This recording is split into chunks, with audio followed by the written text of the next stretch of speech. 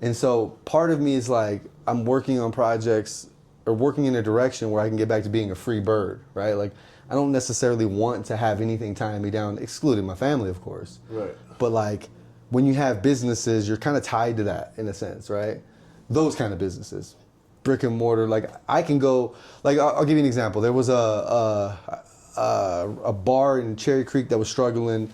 I went in, you know, showed them this, did that, helped them get someone to program this, that, and the third. We tripled their revenue. It was 2 months worth of work. They paid me 30 grand. Wow. You know? And I've rinsed and repeated that. How often do you get to do that? I mean, before I opened the shops, I was doing 2 or 3 a month. Do they put it on like a performance kind of thing, or that's 30, or that's just like the price that you get, or is like performance based? I negotiate a price. I charge them. So that price was, I charged them. I did 8 hours of build up, so like organize the contract and what I'm going to do for them, and then I did 2 hours.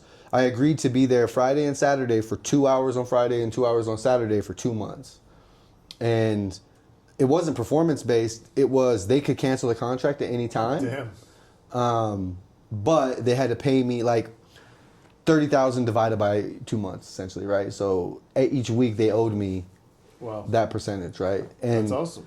The funny thing was we completed the contract, like they paid me the full amount, but they had made so much gains, I ended up being done with it like 2 weeks early.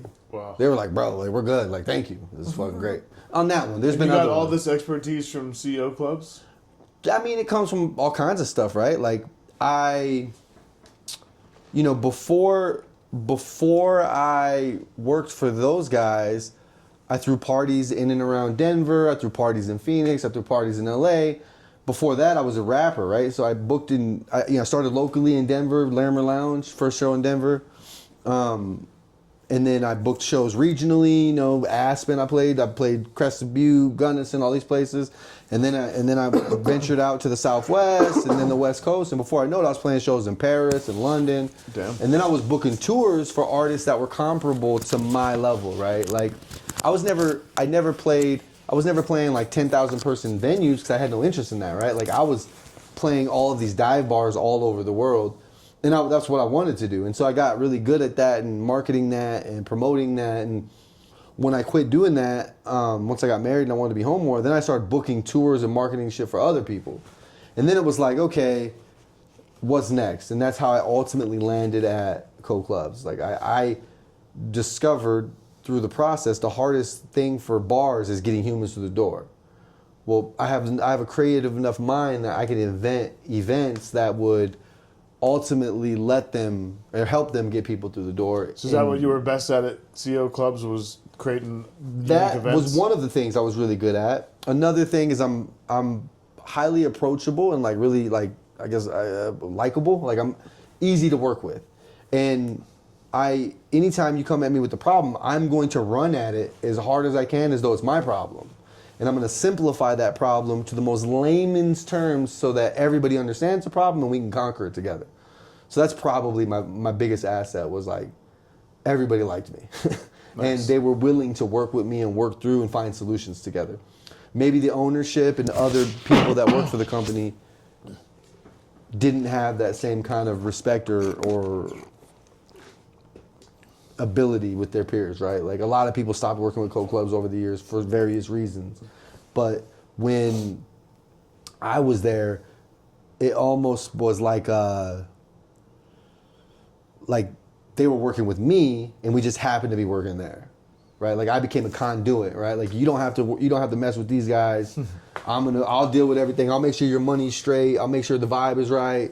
And then for them, I'll be like, hey, I'll make sure the fucking people are there and you guys are making money, and I would just be in the middle making it all work. And you'd have, 2012 to 2022? I think I started with them, no. I started with them 2024 to 2014 to 2024. Gotcha. Oh, wow. Wow. Yeah. Crazy. Yeah. You flipped it on me, dog. You started interviewing me. Oh, yeah. Oh, we're rolling? Nice. Yeah. But let's start it off like this, man. So I always just have you introduce yourself to the camera. where you're from and how you landed in this creative space that you've landed in. Man, I don't know if you got enough tape or enough battery on that camera. But, We got some. I mean, I'll give you the short version. I grew up in Baltimore. First, introduce yourself. Well, my name's Scott McDowell. Many of you might know me as Strategic Scott. Grew up in Baltimore, Maryland.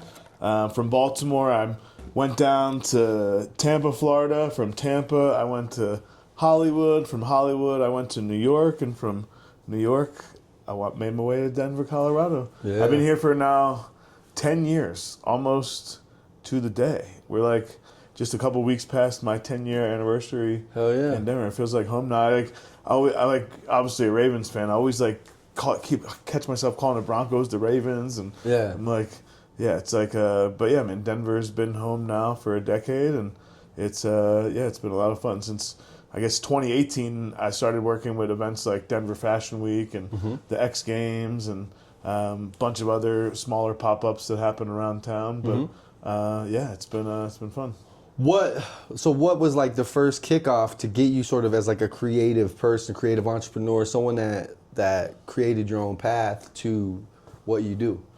I guess it's just like I'm not employable. It seems like a common theme amongst most of us, like entrepreneurial, spirited people. Yeah. It's like just I don't really want to be told what to do. So I kind of had to create my own path. And while I still have clients that like still have expectations and stuff, it's like I really just don't like the idea of having somebody hovering over me and micromanaging me. Conforming.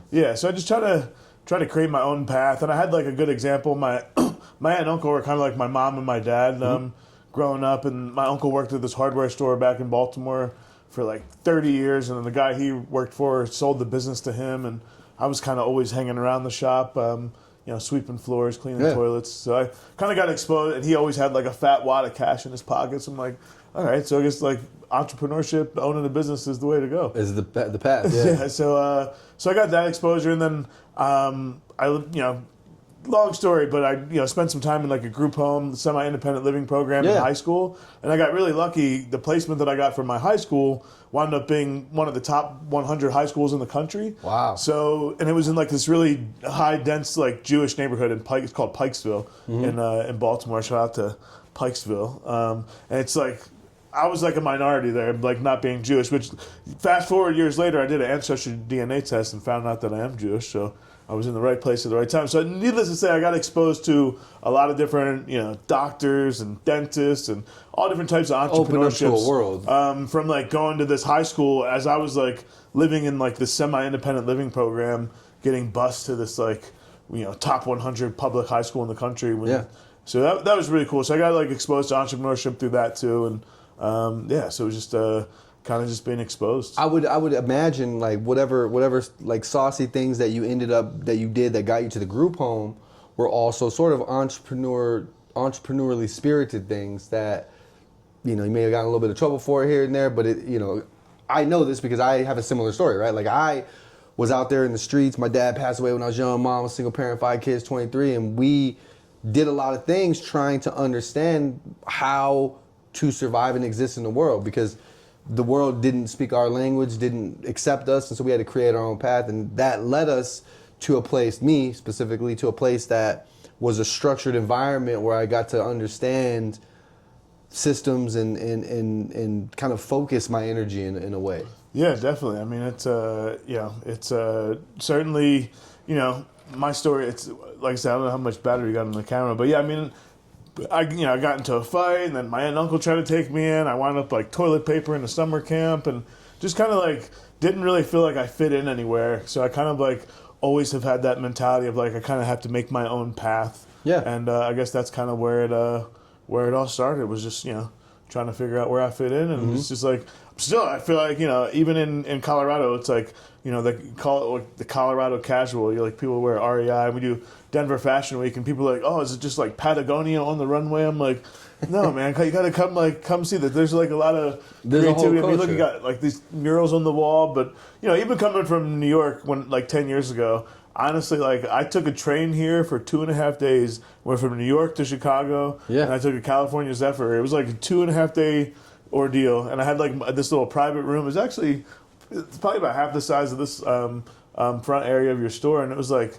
I had no idea what I was getting into. I thought I was going to like walk down the street, get bit by a snake or something. It's like it's a real city here. There's culture, and it's not like in New York where you can like just walk out the door and you can trip over like a fashion show or like a photo shoot. Sure. Everything's here. You just kind of got to seek it out a little bit more. Like Ghostface Killers, he's got a show here tomorrow night. Like, there's like they call this Show City because it's like people on their tours. They're going to stop in Denver. So there's like.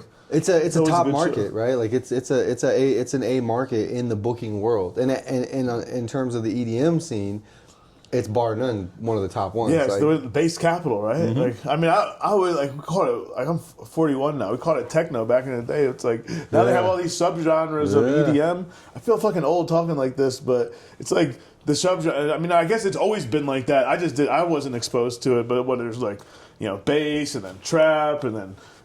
Fucking, I don't even know all the subgenres. You probably do. Yeah, trance and house. Yeah, exactly. And disco and electro and I mean, like minimal. Working in clubs and like events and stuff, I always find myself going out to like a lot of that. So I just like I'm always down for a good time. But I feel like in the EDM world, I like kind of lean a little bit more towards like house and trap though, for sure. Yeah. But Denver's the bass capital. Yeah.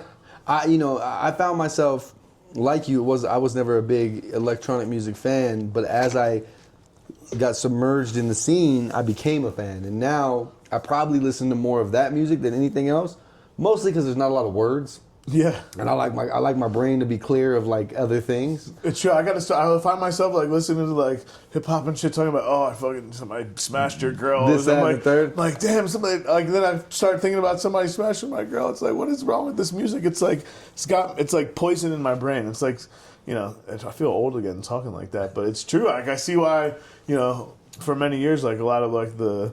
What is it, the FCC or whoever? It's like they're always like really highly regulating a lot of hip hop, but it's just it's hip hop is like it's a culture that a lot of people don't even know. There's elements that it's not just about music. It's there's breakdancing, there's graffiti, there's turntablism, but I fell in love with the culture living in New York. Yeah, what was it like being a fan of hip hop and hanging out in the mecca of it? Man, it's crazy. I was really fortunate because I do event sponsorships is kind of like your thing. That's what I cut my teeth at. That's what I'm best at. I mean, advertising, sponsorships. I've been doing it for like over 20 years now, which is crazy. So like, I found myself like launched like now it's called podcasting. Like we're on a podcast now, but back then it was like online radio. Mm-hmm. It was just like.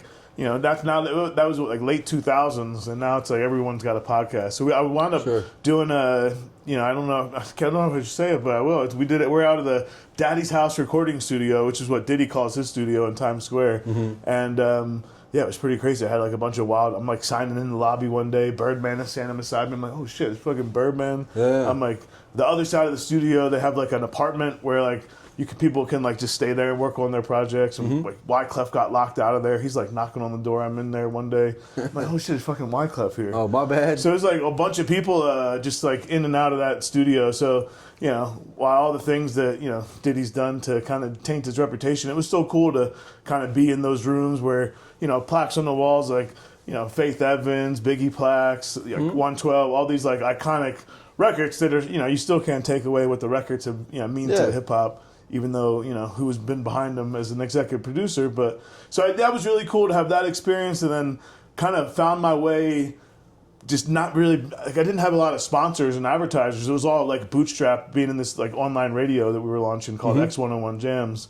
And I found my way at this gallery in Tribeca called Graffiti Art New York, Gallery 69. And the gallery represented all the old school graffiti artists from like the 70s and the 80s. So I kind of like fell in love with graffiti. And met the owner of the gallery, and I was telling him, like, I don't have like a whole lot of advertisers. I'm trying to get this show off the ground. And we have this. It's still online. All these, shots from like all these crazy plaques in Bad Boy Studios. But so he's like, oh well, just do it here. And it was like we did a trade where I was like just promoting his gallery, and I got a free space, got to do events there. So getting to do stuff at that specific gallery was like, it was in Tribeca. The customers were like David Blaine, Robert De Niro was in there. Like, it's crazy, like the location. I mean, Now there's, I don't know what the building is called. I can't remember, but it looks like a Jenga tower. It's on like Leonard and Church or something. Gallery 69 was on like, it's like 69 Leonard Street. So Gallery or Leonard and Church is where this Jenga building is now. And I like watched this whole building get built, and it like changed the skyline of New York. So like the people in this neighborhood, needless to say, are like the most influential people. And I got a chance to throw like these events called the Urban Arts Show, which was like celebrating the elements of hip hop. We had like DJ Ron G. We had like big breakdancers come. Breakdancers came from all over the world to like compete in our breakdancing competition. It was crazy. Yeah. We had like Kid Robot, actually, which is from here in Boulder. You know about Kid Robot, I'm sure, right? You like these vinyl toys up here. Yeah. But yeah, so we had Kid Robot, G-Shock, Reebok for their 30-year anniversary supported us. So I'm pretty good homies with Tony Touch, who's nice. A huge DJ out there, but he's very involved with the breakdance scene. Like for sure. Crazy Legs and all those guys. Yeah, Tony Touch. I mean, he's iconic.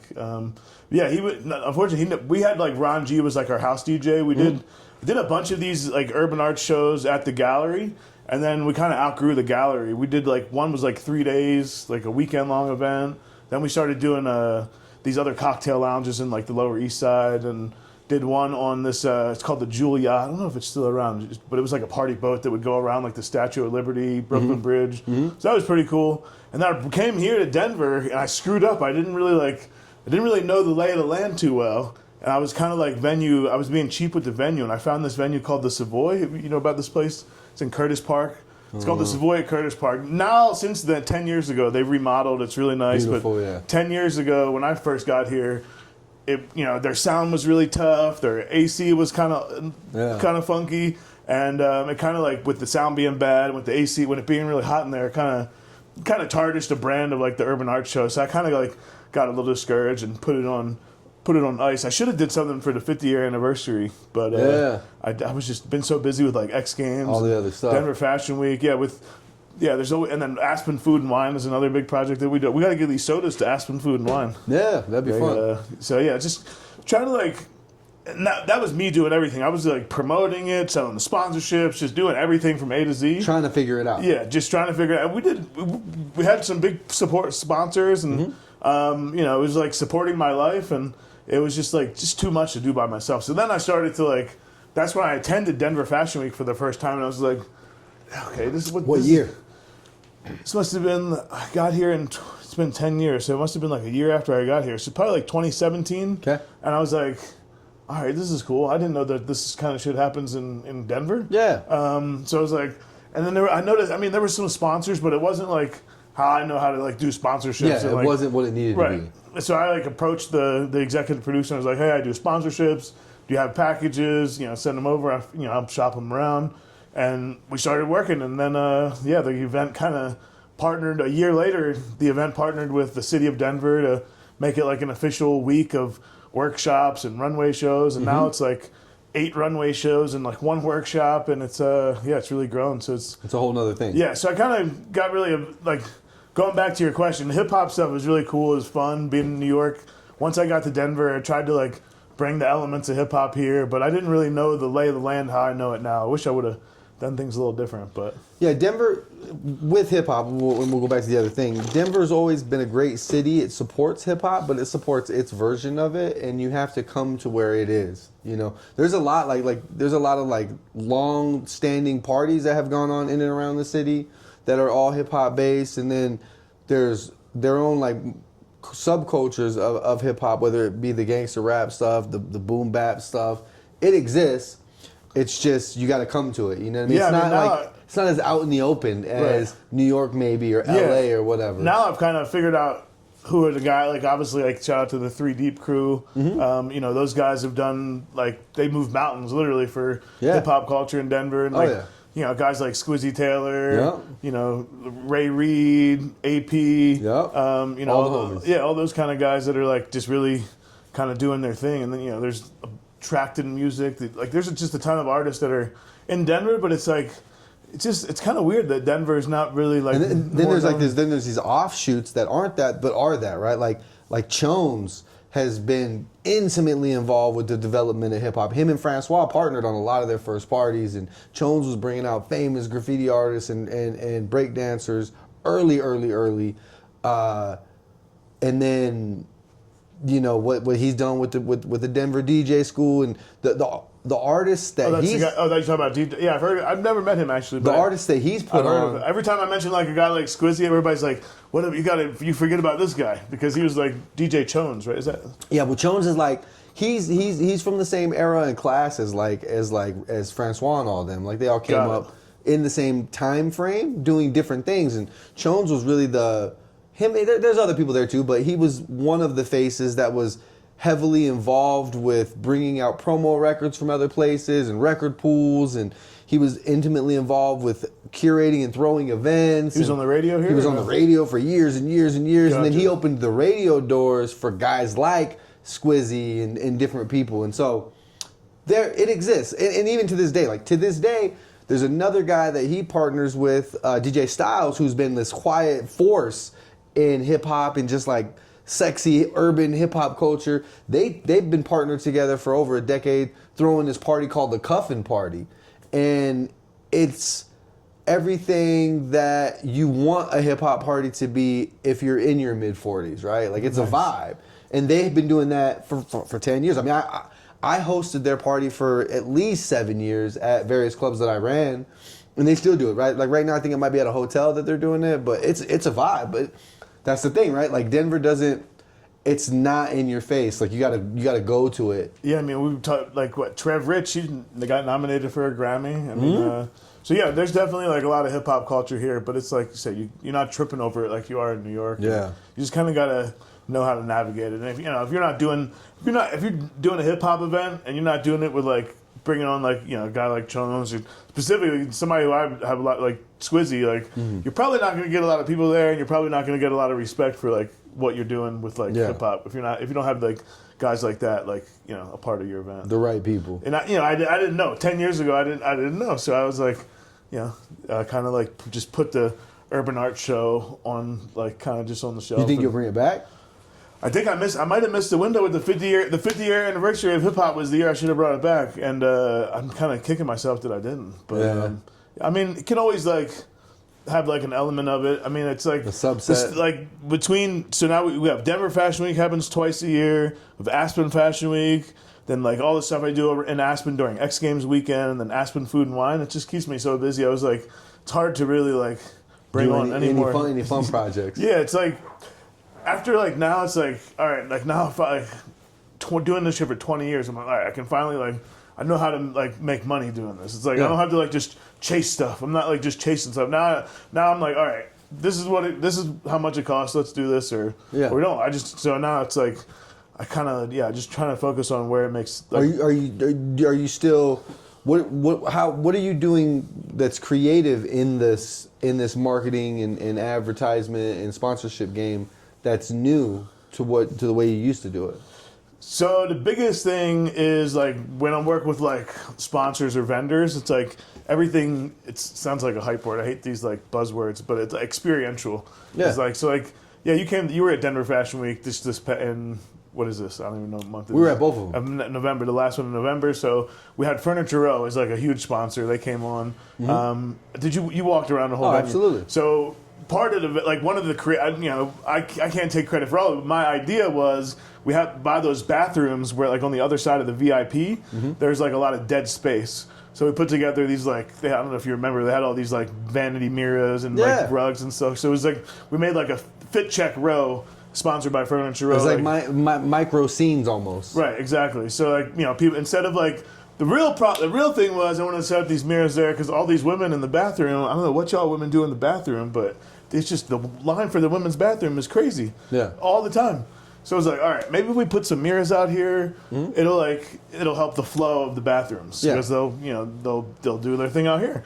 And yeah, it seemed to work pretty well. And so it's like figuring out ways to be creative with like we have like an empty space in venues. Like we brought in I've learned now it's the Arts District on Santa Fe. It's not the Santa Fe Arts District, but we brought in them to do like a little pop up with some of their artists. So just like trying to find spaces to work with brands like specifically Denver Fashion Week because everyone's really dressed up. They're looking for kind of places to take pictures. Denver doesn't really dress up often, so it gives them a reason to. You get to see them in their best form. For sure, yeah. It's like it's kind of like we got to break the trend of Colorado casual. So it's like during we'll probably see 5,000-6,000 people, sometimes a little bit more depending on the season. So it's like these thousands of people are dressed up. So I try to tell each of the vendors help them come up with different creative ideas to like capture data, help them get people to user generated content in their spaces. It's like creative problem solving. Yeah, so and I like it. Like ChatGPT makes it really easy now too. I'll give you an example. When I was deep in the club world, the owners of the club, they forbid me to do hip hop events. Well, that's not gonna work for me. Like, I'm a hip hop guy. So what I did, unbeknownst to them, is I started throwing these events called Milk and Cookies, right? And everybody loves milk and cookies, so start there, boom. And then we themed it around Cookie Monster, easy. And then I brought in some hairstylists to cut hair live. I brought in graffiti artists to paint live. I brought in, I had Red Bull sponsor the thing and brought in different jars with cookies and elements. And so then we created this event that was more geared around culture. It was still a hip hop event, but we invited the audience to experience hip hop culture in a way that they hadn't been experiencing it, which helped the owners of the business get over that part. You know what I mean? Another way, we were doing some like turn up nights, and again, they didn't want me to do it because those nights tend to get a little aggressive outside and can have problems. And so one of the ways that I approached that was like, all right, guys, here's the deal. Like, I want to do this event. Squizzy's a good friend, and it was his event. And so what I did is I said, we aren't going to do any bottle service. And we make so much money with bottle service. I'm like, listen, I don't care about that. I don't need everybody arguing about whose bottle's bigger. I don't need people collectively standing near each other. You're talking about the R&B night? Yep. Nice. And so we got rid of the bottles, and we got rid of the we limited the age, so it was 25 plus. Those two things alone dramatically changed that event and made it palatable. There was no problems. You could be young and sexy and old and sexy and in there and have a vibe. It was fun. And then when I left the company, it stopped. But yeah, they bounce around a bunch, but yeah, it's a good party. I pulled up to that a couple times. It's about creative solutions, right? It's about finding ways to implement things to make the greater collective audience understand and enjoy it, right? Because no one's going to enjoy something if a fight breaks out, some shit pops off or whatever. So you got to do certain things. And to your point with the furniture row and the mirrors, what you were like, okay, we need to get some mirrors so the ladies can see themselves and adjust and get ready for the show or look have their vibe right. But we also have this sponsorship, and how do we integrate that, solve the two problems with one stone? Yeah, it was perfect. I was I can't take all the credit for it because the furniture row, they had like a small army of people come in there and set all this stuff up and really execute the idea that I had. But yeah, I mean, it was they took it to another level for sure. Yeah.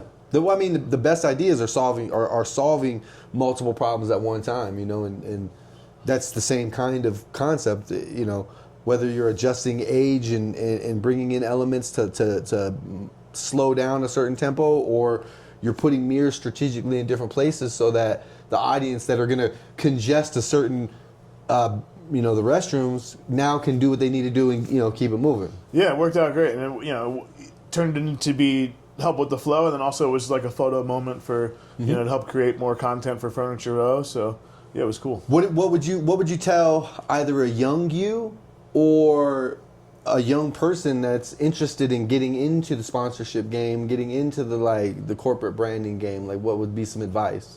I mean, it almost seems obvious at this point, but it's like just I'll give some gems, free games. So for many years, I've just kind of just put a mass blanket out. I have a database with a bunch of as customer relations managers. So number one, get a CRM, get a customer relations, Salesforce, HubSpot, something like that to keep you organized. Yep. And then when you're reaching out for instance this week I've been working on Denver Fashion Week. We have a sustainable runway show. Mm-hmm. So now I'm doing a bunch of research on what companies, not just a brand that you might think a that would make sense to like a boutique that resells like upcycle stuff, but like an energy company or a solar company or just different companies that have a sustainable kind of alignment and try to get them to like maybe sponsor it so that it opens them up to like a new demographic. So try to find brands that like and companies that align with whatever your mission is, whether it be a sustainable fashion show or something like the X Games. Obviously, CBD was a really hot product a few years ago. I still use it all the time. But like a lot of CBD companies wanted to get into the gift bags that we do for X Games weekend in Aspen, and it's like they so it's just trying to find brands that like are trying to reach your audience, whether it be sustainable, whether it be help with the recovery, whatever it is. Just try to align with companies that are like on the same path, so it's, you're not just like trying to sell a sponsorship. I'm looking to a fire extinguisher company or something like that, where it's like it has to like make sense for them to like. It can't be too mismatched. Right. Yeah. I mean, just there has to be some sort of like on the same path. Or it has to be so mismatched that it's almost ironic, I'm just like spitballing here, fucking around, but a great sustainable company that you could go for would be like if you went and got Chevron, right? And you allowed them to be involved with sustainability and explain through their thing how they're becoming sustainable, right? Because then the green runway is they're going to be able to get directly to that audience. You know what I mean? And so you're not far. Excel is like that's one of the companies I reached out to. So yeah, exactly. So yeah, those kind of companies who they have like renewable energy or just different things that whether. And this is the first time like that I've like really gone this direction with like energy like companies and solar companies, things like that. That is like usually I just try to like stay somewhat like we had Porsche, Porsche Littleton as a partner for like when they launched the new Macan edition, which is like an electric Porsche. So that makes sense. Electric motors to each wheel. Yeah, so wild stuff. That made sense for them to be the presenting sponsor of the sustainable show. So like now I'm trying to like just think. So really just the short version is just think outside the box and don't go too far outside the box, but you definitely want to have when you're doing outreach for companies, just find companies that align with the same mission, the same audience. Have you thought about, or are you ever doing anything outside of the markets that you're consistently working in?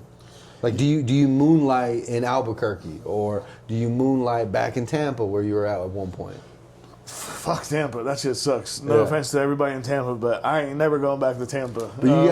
But no, I mean, I definitely, I'm at the point now where. Like through so my company, Strategic Leverage, our largest client is 303 Magazine. So 303 Magazine produces Denver Fashion Week, and we handle all of the advertising for 303 Magazine. So through 303, we're starting to expand into some other markets too, doing some like travel content. So like Visit Las Vegas. We're having some conversations with them, which is hopefully everything goes as planned. They're gonna be like bringing me out there next month and going to like. To the Spear, to like see a show at Caesars, to like a NASCAR event. So trying to do like more like content and figuring out ways to like whether it be a clothing company that dresses me for the trip that sponsors me, or just ways to integrate brands into like the different expansions outside of like the stuff that I'm already doing, because it's really hard like having Denver Fashion Week happen twice a year, Aspen Fashion Week, Aspen Food and Wine, and then all the stuff around X Games weekend. It's like, I mean, I need to find a team, but it's like, I can't really afford to hire like somebody that like I really should have like somebody that deserves $100,000 salary. It's like benefits. I'm like, I can't afford to pay them what they deserve. But it's like, trying to find some like commission-based sales reps or even intern style. Yeah. So I met this guy. Shout out to Doug. Met Doug at X Games. He's from the University of San Francisco. And his students, one of their class projects is they run all the guest services at X Games. Well, not all of them. They have 12 guest stations, guest services stations that they were running at the X Games. So he's like, if you have like a project or something, we can turn it into a class project. So I'm like, that's amazing. And they're flying from San Francisco. There's a whole window of ways that you can do that locally and throughout the country where you can get essentially interns to come. And they're using it as credited opportunity to learn in the field that they're trying to enter. Yeah, for sure. It's just, I mean, I've known about this. There was a website, internships.com, forever, and it sold to like one of the big, like Indeed or something, bought this website. It was amazing. I was getting interns all the time. And then it yeah, just vanished? Yeah, now you have to like, I guess I just got to bite the bullet and just go through the paywall and pay for one of those websites to just put out like because I mean, at the point now, it's like, these projects, like, I just I felt really bad. It's like I was waiting on a deck for like 2 months for this really big event that I was excited to work on. I'm like, shit, I'm losing my window on being able to work on this event because it's just I don't have the deck and I got all this other. I'm like, basically I'd be selling against myself. Like I'm like trying to sell a sponsorship for this event. But you have this other it's event like that's already. I'm like selling against myself. It's like, what sense does that make? Yeah. So it's like, the window kind of closed for that, but it's like, yeah. So it's just need to like build a team of like salespeople, and it's not easy because nobody, like I had one buddy who he was doing good, but it's like you're never gonna find, like, you own multiple businesses, you're never gonna find somebody to like you're not gonna find you. You're never gonna find somebody to pick up the piece of trash off the floor. Yeah. You're never gonna find somebody to go above and beyond. Like it's like really hard to find. Like it's almost impossible. Like and it's like really you got to get out of that mindset of like just kind of like delegate a little bit more and like letting go a little bit, knowing that maybe they're not going to email 100 people today. Maybe they're going to email 10 people today, but that's 10 more people that I didn't email. Yep. So it's just trying to like accept the fact that like people aren't going to work as hard as me on the stuff that I work on. Yeah, and I mean to find momentum in growth, you have to like open yourself up to that and allow the growth to come to you. You got to take that chance, that risk, that leap of faith, knowing that it's probably not going to be what you want, but over time you can build it the way that you want. Right. Maybe that person that you brought on that only put out the 10 emails that week or whatever, they have the right energy and they're malleable. And then over the course of however long, you start molding that intention and developing their experience, and before you know it, you might not have exactly what you want, but you have a version of that person that is complementary to what you're doing. I've seen it's hard to find, and then it's like I feel like after like 20 years, I have like certain little sauce that I'm like, damn, I guess I gotta just gotta give up the sauce, and it's like. Then that person goes on to like, I mean, the guy that I'm thinking of, I mean, he's a friend, but it's like this guy's using like the technique that I taught him on like what he's doing now. I'm like, because I go through, I'm like, damn, but like, I hit him up. I was like, you're following a million energy companies. Like, why are you following all these energy companies? Like, I've been reaching out to them. I'm like, because I would tell him like, go on Instagram if you can't find their email on their website, maybe DM them. So I'm like, damn. So he's like he works for Headline Events now, which is like, they do a lot of big junkyard here in Denver. They work with Live Nation. They do all the big events at like the Civic Center. Mm-hmm. So needless to say, he's taking the sauce that I taught him now and like doing his own thing with his company. But I couldn't afford him. I can't afford to pay him a salary. I can't afford to pay him benefits. And it's like I kind of like, I guess it's like I got to just accept the fact that maybe the sauce is my payment versus like Yeah, pay someone the salary. Depends on what you want out of it, right? You want to get some time back and have the ability to expand. You have to be vulnerable, open yourself up, give people the sauce, and hope for the best. The worst case scenario, you're the kind of entrepreneur that's never going to be out of a job. You know how to get the money. You'll always get to it. And so if you train 100 mini yous, it's just 100 mini yous moving. Like you've created an environment that understands how you move.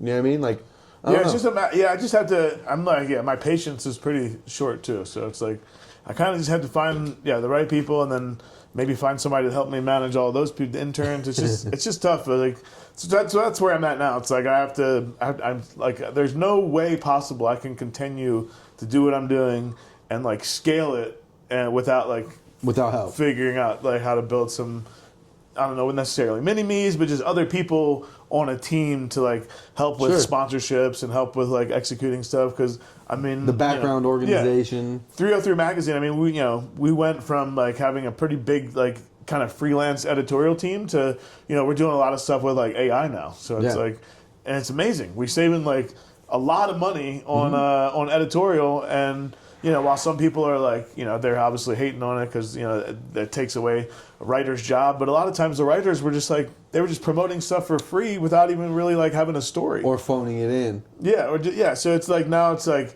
trying to find ways to build back up like, 303 advertising now. But just like you were saying earlier, the economy, it's like, it's kind of weird right now. It's like, it is. It's the end of I feel like once we get into these warmer months, at least here in Colorado, things start to pick back up for advertising events and I mean, it's a weird time in general, just worldwide, countrywide, statewide, and we got to navigate those parts, and no one, you never really know what you don't know, but there always is going to be room for growth and opportunity and potential, right? Like even with AI, right? Like the smartest thing anybody can do is learn the tool, right? Like it's, it would be like when they came out with the car, you're like, I'm never fucking driving that thing. No, I'm walking everywhere, or I'm riding my horse and buggy everywhere. Cool. But everybody else is going to go a lot farther than you, and it's going to be a lot easier for them. Yeah. And so if you want to maneuver in a world that exists, then you got to learn it, right? Totally. And you can talk shit while you're doing it, but nonetheless, it does change and help. And the people that are going to be succeeding in the next 3, 5, and 10 years are the people that invested time early on figuring those new systems out. The chat bots and how to get one chat bot to talk to another chat bot. Crazy how quick it's all changing. Yeah. It's like I'm like, all right, I know this. Now it's like there's 5 other ones that you can like that are better than that one that I just learned this one. And then there's 5 more programs that do the thing but better. I'm like, fucking slow down AI. Right. It's like, what I do is I hang out with one and I live in the problem with that one, right? Me and that one, we're in the problem. And then we find other ones that are like specialized. And I'll go and use the specialized one. And if me and the specialized one aren't communicating right, I'll go to the other homie and be like, hey, bro, how do I get this information to that situation so that we can use ChatGPT as your main thing? ChatGPT is one of them, yeah. Yeah, that's what I use that mainly. And there's this guy, Dan Martell, The thing about ChatGPT is you it's designed to live in the problem with you, whatever the problem is, wherever you're at. If you're planning a birthday party or you're getting ready to unroll an app, right? Like it's going to live in the problem. And then there's other AIs and software and technology that have been designed to be like problem specific, that are designed to help navigate in that world tightly, So ChatGPT can be a little mushy with its answers and stuff, but it does give good question and answer responses. But the main thing is just, and I've been telling everybody this, right? Like, find something that's fun, that you're passionate about, that you think is fun, right? And use that as the vehicle to learn how to use AI. You're not gonna go use AI to do like, if you're already angry and it's taking all the jobs and then you just have this bad attitude. It's not the way. Yeah, creative that I work with, he's like, that's his mindset. He's like, this AI is terrible. Like, but then he's using it for certain things. I'm like, dude, how can? I just don't understand. You have to be an adapter at some level. It's just, I get it. It's going to take a lot of jobs from a lot of people, but those jobs can be replaced if you just learn how to use it, learn how to teach it. There's just, there's a lot of like solutions for the problems that people are just upset. But I mean, I don't know. It's just there's always somebody's going to have to be complaining about something. That's how it goes. What's next for you? Oh man, what is next? Aspen Food Week coming up. Food and Wine is in June, so we got I don't know, when is this podcast dropping? Sooner than later. Sooner than later. So it's February now. So we got so in between Denver Fashion Week, there is a designer challenge event, which is basically like a handful of designers will show like a handful of looks to get voted through to have a full collection in Denver Fashion Week. So there's it's called the Runway Debate on the 21st of February. That's cool. At the Furniture Row Living Superstore. Yeah, you have to come through if you're free. So there's a People's Choice vote where the people can vote somebody through, and then there's there's like a panel of judges. I don't know who's on the panel this time, but it always changes. Most of it. There's usually like a runway producer, our creative director, and special guest. But so there's that coming up, and then we have our main runway shows May 1st through the 9th. Okay. And then the next month in June will be Aspen Food and Wine, and then in August will be Aspen Fashion Week, and then back to Denver Fashion Week in the fall, and then X Games in January for you. Yeah, you came up to X Games. How was your experience at X Games? X Games was a blast. I had been there a bunch of times in existing in different capacities. Like I had friends manage hotels during X Games and this during X Games, and so I've experienced it from different elements. But what was really exciting and cool about the opportunity that you gave me was I was able to experience the X Games from the perspective of the athletes. That was really cool. Yeah, the athlete sound is crazy. Like walking around there, I don't even really know. Like I mean, some of them obviously I know who they are, but you just like walk around in there. You're just like there's like Olympic caliber athletes just roaming around, gold medalists. And you know, some of them, you know, with language barriers might stick in their groups, but I would say what was really refreshing was at large, people were just celebrating dope shit. So like if an athlete out on the half pipe or on the snowmobiles or whatever did something crazy, it wasn't competitive. It was like, fuck, that's crazy. You know, they were celebrating together. And that was probably my biggest takeaway was like, you have this crop of elite athletes that are now at the Olympics, right? Competing on the highest level. And when you get them all together in a room, they're not like, yo, I'm China, I'm Japan or whatever. They were like, yo, like this guy just did this dope thing.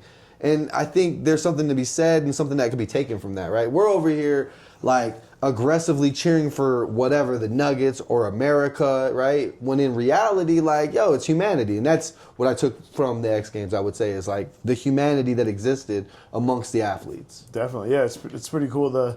That's the whole mission of like the X Games. I don't know if you heard, but they're going from like making it from being like USA versus China to being like an actual league where, you know, the athletes will compete for different cities. I think New York, Sao Paulo, Tokyo. There's like, you know, a handful of teams there's a few teams now that are already like launching, and then so now they're going to be able to. It'll still be like kind of a head-to-head competition, but it'll be point-based, and you'll be able to like kind of score points for your team. So that's kind of where I think, you know, the X Games is really good, is like bringing especially with the Athletes Lounge, you know.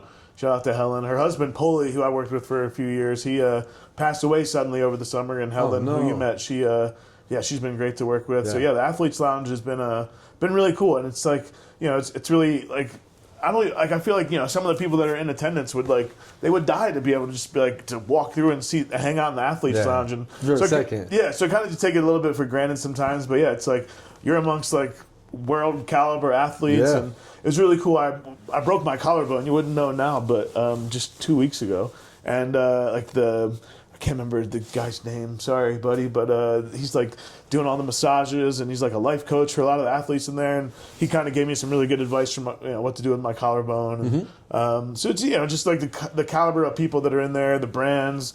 You know, there's barbershop guys, there's drink guys, there's Colfax and Cream, there's all these different brands. You know, I gave you some cryptic mushroom bars. Yeah, there was the lit drink. Yeah, those guys seem pretty cool too. They just launched. So there's like always new brands popping up in there, and always the stuff that they give you at the barbershop there. It's like I just put some in my hair. The gel is like. It's the best gel. Yeah, that barbershop was cool, and the stylists that were running the barbershop were really dope too. Yeah, those guys they've been in there as long as I can remember. Sometimes Monster, not in the lounge specifically, but Monster will do a pop-up around town with a barber. I forgot the main girl from Monster, but she was so lovely and supportive, and like kept coming back, and like she was dragging athletes over, and like it was a lot of fun. Awesome, yeah, Monster's great, man. They do. You should have came to the Monster party on Saturday night. Shout out to Aaron Asada from Monster. Yeah. It's like the most exclusive party of the weekend. It's like, you know, it's a really hard wristband to get. So thank you for the wristbands again, Aaron. He hooked me up. But yeah, it was like X Games. It's like this was my 8th year, so it was cool to have you in the Athletes Lounge. That was fun. I don't know how long, many years, maybe 5 years or so. I've been bringing in brands. We had Cryptic Mushroom Bars, Bite Snack Company, Karma Nuts. Magic Mine, Colfax and Cream. What I love the way that I have been attending Denver Fashion Week for a long time, and I've seen it evolve over the last couple of years. My experience at the X Games with what you contributed and how you've moved. What I would like to see from you is I would love to see you expand your team so that you could take this secret sauce that you're talking about and give it to a Grand Junction or a Telluride or a Durango or a Sedona or a Santa Fe. You know what I mean? Like I feel like you're doing really cool things and you're growing and evolving in these markets. And I just feel like rather than grow this market to its pinnacle, there's other markets that you could also get involved with. And that's what I'm excited. I hope that you are able to put the team together over time, and then I start seeing, oh, my man's doing this thing in Santa Fe, New Mexico. I should slide out, you know, or yo, Telluride, oh, he's got a little thing, you know what I mean? I think that there's opportunity, and I would love to see that happen for you. Yeah, definitely. Yeah, thanks, man. I can't take all the credit for a lot of Denver Fashion Week, the Vendor Village, and like the VIP Lounge. I can take a lot of credit for, and pretty much everything that doesn't happen on the runway. We have like an actual runway producer, Nikki, and model coordinator. We have like a whole people that like make sure that like the actual what people are there to see is really dope, and it's like really well produced and coordinated. So they just continue to raise the bar every season. So it makes my job really easy to like kind of manage the vendor village and trying to get these activations and VIP lounge. So yeah, appreciate it, man. It's been really cool to kind of like come from an attendee at Denver Fashion Week to kind of being able to like contribute to like the flow of the event, and pretty much the whole cocktail party is what I could take credit for, like all of the vendors, and it's been it's been really cool to kind of watch the growth. You have to come this season, which is big news. I don't know if I probably shouldn't, but I will. It's we're taking over we're partnering with Furniture Row. They're bringing us in to produce the event in their like 200,000 square foot superstore off I-25. Yeah. Have you ever been in there? Yeah. It's crazy. They have like they used to have a NASCAR team. They sold their NASCAR team, but they have like all of the NASCARs in there. Like, it's like I didn't really know what to expect, but it's like a really dope store, and you know they're really excited to work with us. They came in last season as like our one of our big sponsors. So this season we're gonna be doing it in their store from there, from there, and you know there's like an ample amount of parking. So like one of the you know like as a vendor, like there's always like especially when you show up in your big ass van, I'm like, dude, I don't even know where to park. What am I doing with this? What am I doing with this? There's like but now there's like Furniture Row is a massive company. They have like between Furniture Row and Denver Mattress, there's like 300 stores nationwide, which is insane. I didn't know they were that big. And I mean, I guess it costs a lot of money to run a NASCAR team. Yeah. I mean, even though they sold it, so they're really cool. They've been kind of like so they're flush with cash. I don't know their financial situation, but they're one of our large sponsors, and we're happy to have them. I appreciate my man. They're on the block. They have a whole block of like parking, so parking will be fun this season. I appreciate my man Strategic Scott coming on the podcast. Yeah, definitely. I'm excited to see what you got cooking over the next year, and let's keep it moving. Yeah, thanks, man. Appreciate your time. Hell yeah. Word. Yeah, we could.